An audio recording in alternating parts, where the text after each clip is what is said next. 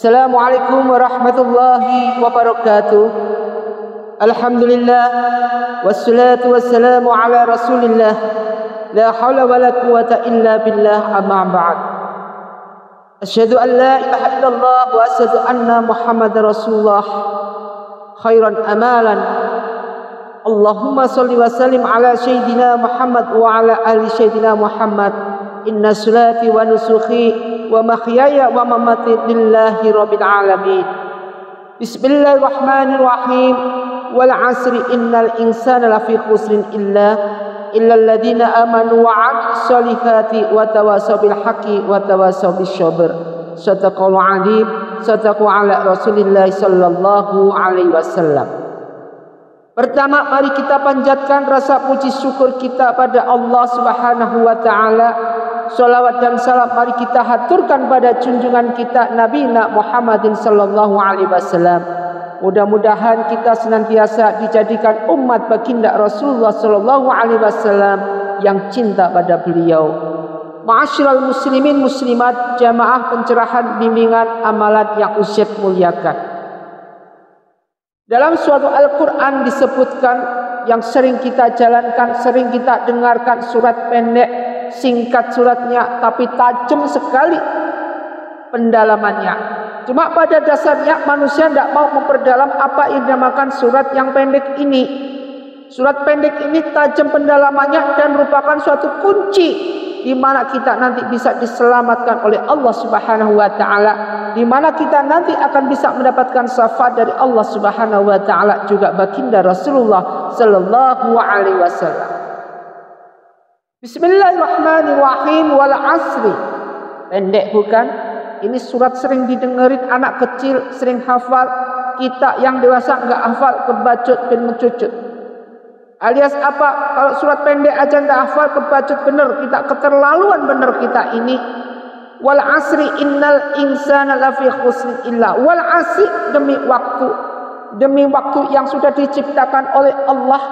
Itu ingat perputaran waktu. 1 jam waktu akhirat sama dengan 1000 tahun waktu dunia. Jadi bisa dibayangin kita hidup tidak ada 1 jam waktu akhirat. Wal asri, demi waktu, demi zaman, yaitu zaman mulai dari Nabi Adam sampai nanti kiamat. Zaman sekarang ini di-checking benar kalau dimaksud dengan zaman era globalisasi sekarang ini. Sering kita lebih cenderung disibukkan dengan duniawi, di mana kita senantiasa melupakan ukhrawi kita. Sering kita disibukkan dengan hutang piutang kita, kita disibukkan dengan kemaksiatan kita disibukkan dengan kegiatan-kegiatan di luar ibadah yang Allah perintahkan.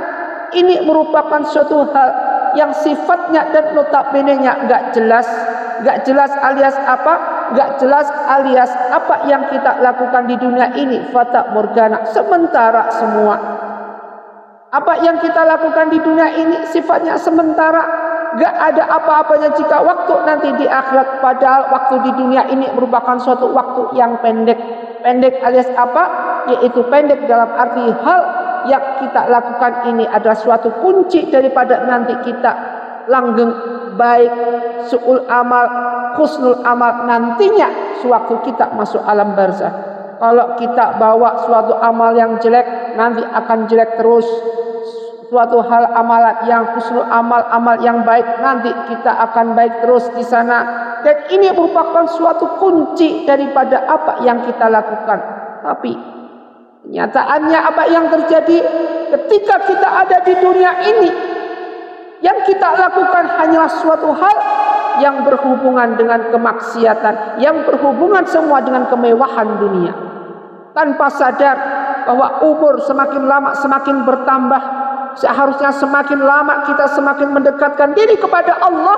Bukan begitu, artinya malah semakin lama malah kita semakin lupa pada Allah Subhanahu wa taala. Demi waktu, demi zaman seperti ini, wal asri innal insana lafi khusrin. Manusia itu hidup dalam keadaan yang rugi total. Kita hidup ini rugi. Rugi berkali-kali. Ustaz bilang ketika bayi mau lahir cepat langsung pasti nangis. Karena apa?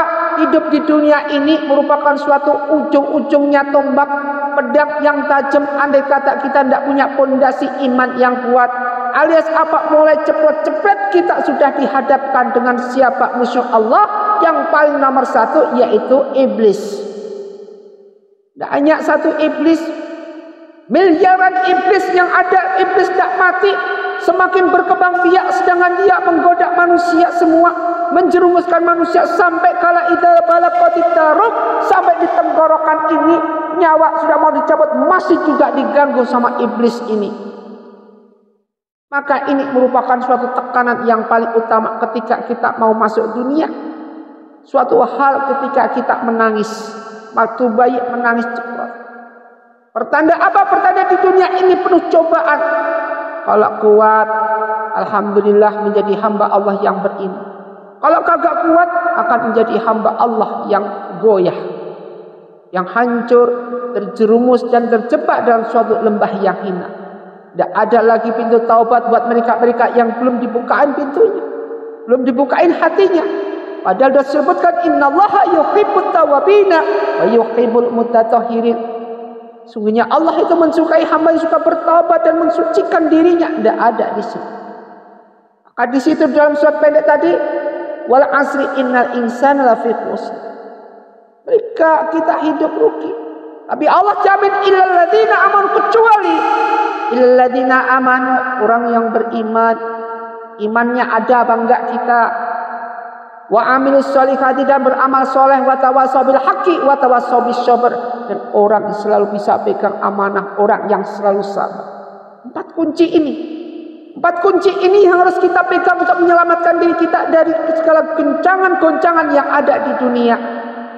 Bukan goncangan aja, tetapi segala sesuatu yang bisa menyirnakan kita dari Allah yang ada di dunia ini, alias apa? Bisa menyelebuskan kita, menjebloskan kita ke lembah neraka sehingga kita jauh dari Allah. Kuncinya cuma empat ini. Illal ladzina amanu wa amilus solihati wa tawassaw bil haqqi wa tawassaw bis sabr. Sekarang yang kita bahas yang nomor 2. Illal ladzina amanu, kita punya iman. Sekarang wa amilus solihati, amal yang soleh. Amal yang soleh ini ada berapa? Kita bisa menamakan amal soleh ini ada 3, yaitu amal soleh kita pada Allah. Antara lain, kalau amal kita kepada Allah, amal soleh kita kepada Allah, yaitu kita dengan menjalankan sholat kita, puasa kita, zakat kita, sedekah kita, semua yang berhubungan dengan hablum minallah. Jadi kita jadikan suatu hablum minallah ini merupakan suatu hal kunci yang paling utama. Inna sholati wa nusuki wa mahyaya wa mamati lillahi rabbil alamin. Salat kita, inna sholata tanha 'anil fahsya wal munkar, salat kita juga. Semua salat ini jangan sampai kita lalai. Ara'aital ladzi yukatibu bitin fadzalikal ladzi yat'ul yatim wa la yahuddu 'ala ta'amil miskin fawailul lil musallin alladzina hum an salatihim syahun. Jangan sampai salat kita lalai. Ini merupakan suatu hal yang penting. Ini baru sholat. Kemudian belum zakat kita. Atur semua ada yang dalam zakat kita yang harus kita zakatkan. Instal rizqa min sodaqati. Hendaknya kita mencari rezeki dengan cara perbanyak sedekah. Kalau hukumnya kita beramal, kita perbanyak sedekah, ini akan membuat kita menjadi miskin. Tapi tidak, Allah berikan sedekah ini merupakan suatu hal kunci utama, akan memberikan kita menjadi hamba Allah yang akan diberikan segala rezeki oleh Allah. Wa ma min dabatin fil ardi illa 'alallaha rizquha. Apapun yang ada di dunia ini makhluk Allah, sudah diatur semua rezekinya oleh Allah Subhanahu wa taala. Jadi ibu-ibu tidak usah khawatir, asal kita bisa ikhtiar, berbanyak zikir pada Allah, semua hutang-hutang kita Allah akan berikan jalan keluar. Janganlah berkecil hati, tetap semangat. Apa yang kita kaji, ingat bahwa kita segala sesuatu yang Allah berikan kepada kita, kita harus menyikapi dengan baik dan senyum sabar. Innallaha ma'asyabirin. Sungguhnya Allah itu bersama hambanya yang sabar. Kalau ingin kita bersama Allah, kita akan diberikan ujian. Jawab semua itu. Lakukan semua ujian itu dengan senyum, dengan bersolawat, dengan beristighfar pada Allah, mendekatkan diri kepada Allah. Insya Allah Allah akan berikan semua itu. Apa yang Allah berikan cobaan pada kita, akan kita lalui dengan iman. Ini merupakan suatu kunci ujian. Andai kata kita lulus dalam ujian kita, maka Allah akan berikan suatu hadiah. Apa hadiahnya? Surga. Ma'asyiral muslimin muslimat rahimakumullah. Inilah husnul amal yang pertama, yaitu yang berhubungan kita pada Allah. Kemudian puasa kita, lebih-lebih nanti qiyamul Ramadan, saat kita menjelang daripada bulan suci Ramadan, maka lakukanlah puasa. Mudah-mudahan kita diberikan suatu kesehatan yang luar biasa, merupakan suatu nikmat fitriyah yang luar biasa, yang perlu dan patut kita syukuri. Dengan apa yang kita punya, kesehatan, sehingga kita bisa menjalankan puasa Ramadan 1 bulan penuh tanpa sakit. Ini amal soleh yang pertama, yaitu kepada Allah dengan sholat, zakat, puasa, dan ibadah yang lainnya. Yang kedua, amal soleh yang kedua, yaitu amal soleh kepada manusia. Contohnya apa? Kita menyenangkan manusia sesama hablum minan nas, kita baik, silaturahim, dalik, segala sesuatu yang berhubungan dengan manusia tetangga di sekitar kita baik. Meskipun kita disakiti, kita tidak akan membalas dengan sakit itu. Meskipun kita difitnah, meskipun pernah dihibah, meskipun kita jadikan bahan gunjingan, kita tetap sabar. Artinya apa? Inilah cobaan yang ada. Ingat apa yang Ustaz katakan, teman yang sejati adalah teman ketika kita pada posisi porsi yang paling bawah, porsi yang dalam keadaan kita susah, dia mau berteman kepada kita. Bukan teman sejati ketika kita ada di atas, ketika kita mampu mempunyai segala sesuatu, baru dia akan menjadi teman kita. Bukan. Teman sejati adalah teman ketika kita pada posisi yang di bawah, kemudian dia mau menasihati kita, membantu kita, berkesinambungan terus kepada kita, saling memberikan obligasi yang jelas, positif, arahan yang positif sampai sukses kembali. Inilah teman yang sejati. Jadi ini merupakan suatu hal yang harus kita jadikan contoh yang paling utama. Ini merupakan suatu yang harus kita jangan sampai kita lupakan. Segala sesuatu yang ada di sekitar kita belum tentu dia bisa membantu kita. Segala sesuatu mereka-mereka yang ada di dekat kita yang tadinya belum tentu dia akan menjadikan kita sebagai hal yang nomor satu. Bahkan mereka menjadikan kita ada suatu hal seperti sampah yang berbau negatif ketika kita pada posisi terparah di bawah. Ketika kita punya usaha, kemudian usaha kita bangkrut atau usaha kita jatuh, mereka-mereka yang dekat sama kita pasti akan menjauh. Ketika kita punya usaha yang tinggi, sukses, mereka-mereka yang gak kenal pun pada dekat dengan kita dengan segala akses.